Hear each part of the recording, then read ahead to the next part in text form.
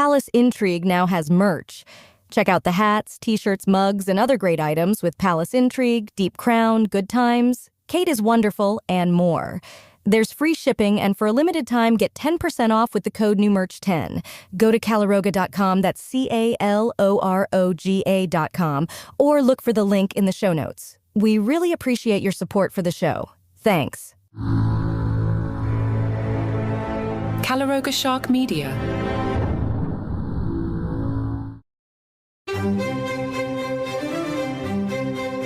Hello and welcome to Palace Intrigue. I am your host, Mark Francis. Meghan Markle's latest podcast venture could face significant challenges unless crucial changes are made to its format, warns celebrity PR specialist Kayley Cornelius. Following the end of an exclusive Spotify deal with Prince Harry and Archibald Productions in mid-2023, which reportedly paid the Sussexes $25 million, Meghan secured a partnership with Lemonada Media. Under this new arrangement, Lemonada will distribute the first season of Meghan's Archetypes series across all audio platforms, followed by a new original podcast series yet to be named. However, Cornelius believes that replicating the previous format without innovation could lead to failure.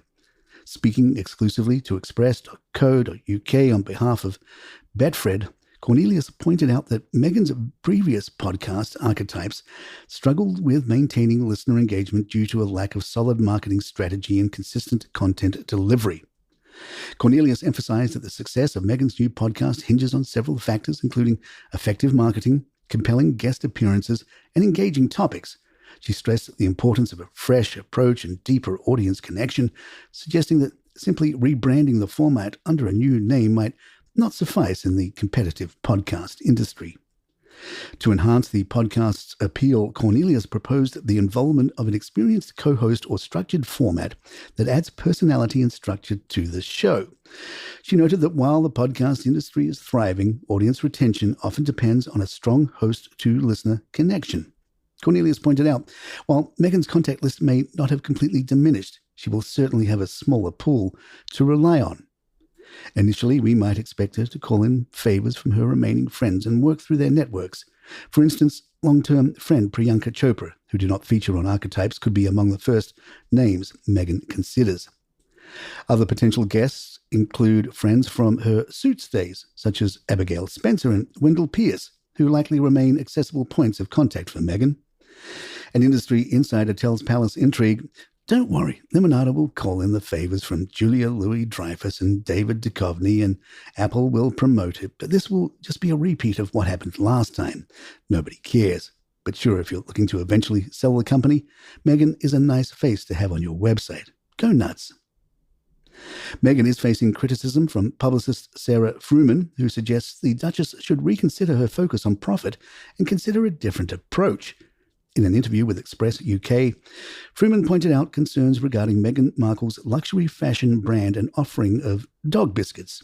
Fruman said, "There are plenty of strategies she can use to get publicity. The most impactful would be to get creative and authentic, neither of which Meghan seems to be doing." Graham Norton weighed in on Harry and Meghan, telling Andy Cohen, "Well, it's difficult. I think in the press it's very anti-them, and it has been sort of a gift to William and Kate because now they are like deified and can do no wrong. But do regular people care that much? I don't think they do. I think they just think, let them live their lives." Princess Eugenie recently shared an empowering message on Instagram expressing pride in her scoliosis scar. Diagnosed with scoliosis as a child, the princess had used her platform to raise awareness about the condition. In her post, she credited her mother, Sarah Ferguson, for the support and confidence she provided. Eugenie praised Fergie for dispelling the stigma surrounding scoliosis, stating, "My mum caught my scoliosis early and I was lucky enough to get the help I needed at 12 years old. I thank her so much for that and also thank her for the confidence to be proud of my scar. She removed all the stigma around having scoliosis for me by confidently showing people what I'd been through, and it took all the fear and anxiety out of being different at such a young age. I am forever grateful and wish everyone to be proud of their scars." Princess Eugenie underwent major surgery on her back in 2002 to treat scoliosis, a condition where the spine twists and curves to the side. According to the NHS, scoliosis can affect people of any age, though it most often starts in children aged 10 to 15. Many individuals with the condition do not require treatment, with only a small number needing surgery. In 2018, Eugenie chose to wear a wedding dress that revealed her surgery scar, hoping to inspire confidence in others. Her openness and bravery were praised by many, with one Instagram user commenting, "Your mum is a wonderful lady, and she must be very proud of her two lovely daughters.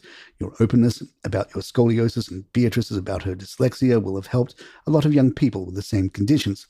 I loved your wedding dress and how you didn't try to hide the scar from your surgery." Another commenter added, "I salute your wonderful, brave mother and you as well for sharing such information to show all affected like you will that there is a way to overcome this problem and to encourage awareness that help is at hand." Looks like the royal world of Bridgerton could have a meta moment in the near future. That is, if Sarah Ferguson gets her way. The Duchess of York revealed she's a huge fan of the Netflix show and is desperate to make an appearance. She even went so far as to ask her agent about getting cast. Sarah told Platinum magazine, "I've asked my agent to get me on Bridgerton. The set designs are incredible. I could be a long-lost friend for Penelope. I just have to be on Bridgerton. I've been asked to go on I'm a Celebrity, Get Me Out of Here hundreds of times, and the answer is always no. I'm sure it's lovely for lots of people, but not for me." As a reminder, she played herself on Friends back in the 90s. In the book, I'll Be There For You, the one about Friends, writer Kelsey Miller explains that Sarah was actually coaxed into the appearance by her daughters, and it did wonders for her reputation. She wasn't the most popular at the time. As Miller puts it, at a time when Fergie bashing had become a national pastime, Friends was a welcome relief. Palace Intrigue, we're right back. Reader's Digest took a look at royal code names. Royal code names are used for security reasons, explains Laura Windsor, a London-based expert on the British royal family. The late Queen famously used the nickname Lilibet in private with her family, while her code name was Sharon. According to an unnamed royal expert, Prince William used the code name Danny, but details on code names for other royals like Harry remain private for security reasons. In keeping with tradition, the expert shared that Prince William used the nickname Danny when referring to himself in conversation. Windsor mentions another royal code name connected to Charles. When he was touring the United States in 1971, the Secret Service dubbed him Unicorn, a nod to Scotland's national animal. On George VI's code name, Windsor explains, "Before George VI, there were no phones somebody could hack, so code names were not needed," explains Windsor. And there you have it. If you'd like to email us, our address is thepalaceintrigue@gmail.com. Please follow us on Spotify, Apple, or the app of your choice. And don't forget, we have lots of Palace Intrigue merch available, and you can find the link in the show notes.